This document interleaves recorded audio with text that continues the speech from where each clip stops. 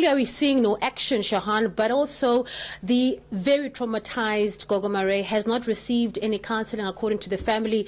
I had a brief word with her, and she joins me here at the family home, at the living room. The one thing that she did tell me was that she's bang, bang, bang. And from my understanding, that means that she is scared. But the family has requested that we don't speak to her necessarily, but obviously speak to the family through the spokesperson. Thank you so much, Virginia, for joining us this afternoon. It's been such an emotional roller coaster, I can imagine, starting from the 30th of May when Ugogo was tied to that cold floor and that steel bench.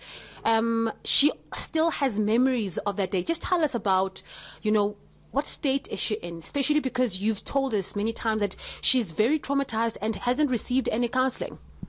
Well, she's still traumatized. She still has not received any counseling. Nothing has come of the MEC's promises of providing counseling for her at home. So she's still very scared. She cries a lot. She doesn't want to be left alone for a minute. Even in the house, she wants someone around her all the time. And she hasn't dealt with what happened to her. And that is very disappointing. We want some action. We want to know from the MEC what happened to his promises. Where's this counsellor that he was going to send to help her? And also, where's a speedy sort of resolution to this case? Because I know that the MEC was here in this house a couple of weeks ago, saying that no stone will be left unturned to find the answers. Have you heard anything apart from the fact that 5 people have been put on suspension with regards to what happened to Gogo? No, the family has not been updated about the development so far of the investigations. We are hoping that tonight's visit will shed some light on that. But we don't know what is happening with the case. We don't know whether those people has been through a disciplinary hearing, whether they follow their processes. We're not informed about that. We're in the dark. The one thing that Ugogo, even though she's not going to say it, but she's quite adamant that she's not going back to that hospital. But yet authorities are saying that she probably has to receive further treatment. What is your response to that? Oh, she was supposed to go back on Monday to get results from tests done when she was there, but she doesn't want to go back. And you cannot blame her for not going back. And the family they're not going to force her to go back. Because how do you take a person who's been traumatized, who has not received any counseling to deal with that trauma, how do you take that person back to the same institution where she was violated in the most inhumane way? Right now we're in limbo because she needs to know her results. She needs to know what treatment she must follow. But we cannot force her to go back there. And so we hope the MEC will now come and tell us what is going to happen. In the end, she must receive treatment for whatever it is she needs. It's not only the health authorities that are letting you down, Virginia. It's also police. What have you heard? I know that you've opened up a case of assault, I think it was, with the police. Have you heard anything from them?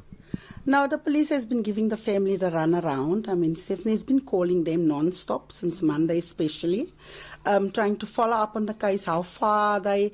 Is there any results this far? Nothing. Instead, she's been sent from this one to that one. She doesn't know who she's talking to in some days. And some people call her back and said, but the person who's responsible for ending the case is not available now. And today we heard that this person, and we assume that's the investigating officer, will only be back on Monday. So we're worried that this thing, since they opened the case, has just been left there maybe on a desk. We don't know how far the investigations are, and we didn't want to know. And we thought that the MEC would try and follow it up himself. He said this was a serious case. And he came flying in, and no results. Was it grandstanding? I think in most cases in the past, we've seen this type of grandstanding where there's a big incident that makes the nation sit up, and then MECs and ministers come in and they make all these promises and then they disappear. But we're not going to let them forget about us. We're not going to do that. We need results. We need people who, to take responsibility. And we are going to fight for Marais trauma counseling. We're going to fight for health care. That is, they owe that. They've done more damage to her. When she went in for ailment, and she came back, and she's a wreck. No, we're not going to let them go. They're going to have to do better than this. We really hope that Mama Marais really goes through this, and of course with the help of the family, but certainly there needs to be some sort of formal counselling that needs to take place here. So we'll going to get the much needed answers, Shahan, as you can imagine. This family is saying that they are not going to let things go, alluding to the fact that despite the empty promises and also just the running around from the police, they're adamant that they're going to forge ahead and try and get the much needed answers to their many questions as to what transpired, what led to Martha Marais being tied to a steel bench on the 30th of May.